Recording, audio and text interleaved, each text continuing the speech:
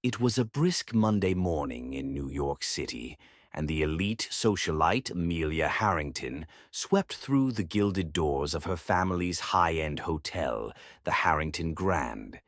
Draped in a designer coat and carrying a handbag worth more than most people's monthly rent, Amelia exuded wealth and authority. Her father, Charles Harrington, had built the hotel empire from the ground up, but Amelia, born into opulence, was known for her sharp tongue and imperious attitude. To her, the staff was invisible, their sole purpose being to cater to her every whim. As she walked into the marble-floored lobby, Amelia spotted a young woman kneeling by the grand staircase, scrubbing a stubborn coffee stain from the plush carpet. The cleaner's uniform was plain and unassuming, her hair tied back into a simple ponytail. Amelia's brows furrowed in disdain. She hated to see such menial tasks performed in her sight. It disrupted the pristine image of her hotel. "Excuse me!" Amelia's voice rang out sharply, echoing across the lobby. "What on earth are you doing here, scrubbing like that? Can't you see you're ruining the ambiance?" The cleaner looked up, startled. Her hazel eyes were wide and her cheeks flushed. She appeared to be in her mid-twenties, but there was a quiet dignity about her that belied her modest appearance. "I'm terribly sorry, ma'am," the cleaner said softly, standing up. "The spill needed immediate attention, and I didn't want it to set in." Amelia's eyes narrowed. "You're disrupting the experience of our guests. Next time, find a way to be invisible while you work. Honestly, the standards here have been slipping. What's your name?" The cleaner hesitated. "It's Elena, ma'am." "Elena," Amelia repeated, her tone dripping with condescension. "Well, Elena, perhaps you should consider whether this job is the right fit for you if you can't manage to be discreet. Report to your supervisor and tell them I'll be having a word about your conduct."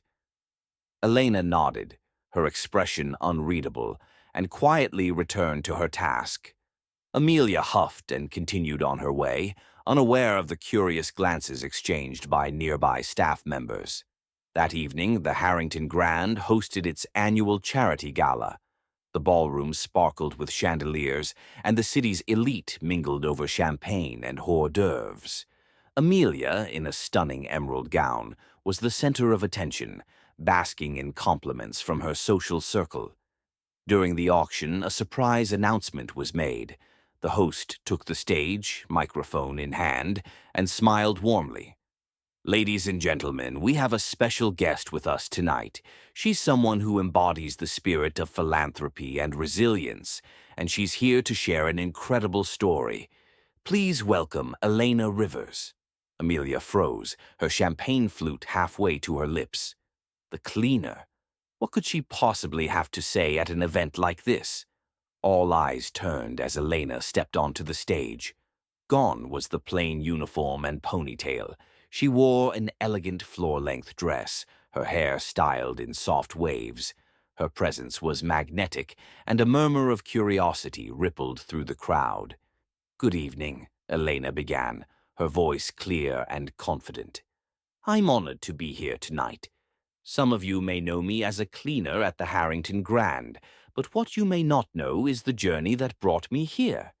The room fell silent. Even Amelia found herself unable to look away. "A few years ago, I was living in a shelter after fleeing an abusive relationship," Elena continued.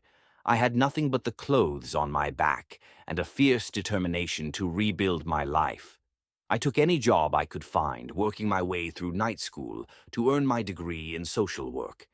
Today, I'm proud to say that I'm the founder of the Rivers Foundation, which provides housing and resources to survivors of domestic violence." A wave of applause swept through the room, but Elena held up a hand, signaling she wasn't finished. "When I started cleaning here at the Harrington Grand, it wasn't out of necessity but as part of a project to better understand the challenges faced by those in service roles. I wanted to experience firsthand the struggles and triumphs of individuals working tirelessly behind the scenes." Amelia's face burned with embarrassment. She replayed their earlier encounter in her mind, each cutting remark now laced with regret. "Tonight," Elena said, her gaze sweeping the room, "I'm thrilled to announce that the Rivers Foundation has partnered with the Harrington Grand to provide employment opportunities and training programs for survivors, giving them a chance to rebuild their lives." The audience erupted into applause. Amelia's father, Charles, stood and shook Elena's hand warmly, his pride evident.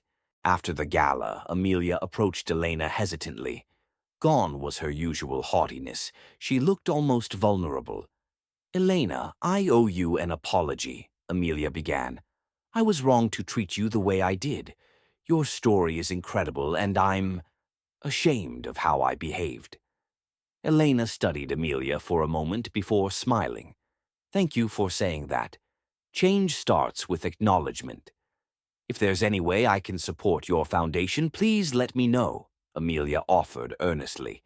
"Actually," Elena said, her eyes twinkling, "there is something.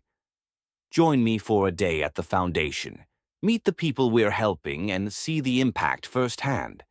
Amelia hesitated, but then nodded. "I'd like that." A month later, Amelia found herself volunteering at the Rivers Foundation. She listened to survivors' stories, helped organize workshops, and even rolled up her sleeves to clean and cook alongside the staff. For the first time in her life, she felt a sense of purpose beyond wealth and status. As Amelia and Elena worked side by side, a genuine friendship blossomed. Amelia's icy exterior melted, replaced by a warmth that surprised even herself. She began using her resources to champion the foundation's cause, hosting fundraisers and advocating for policy changes. In the end, Elena's resilience and compassion had transformed not only her own life, but also Amelia's.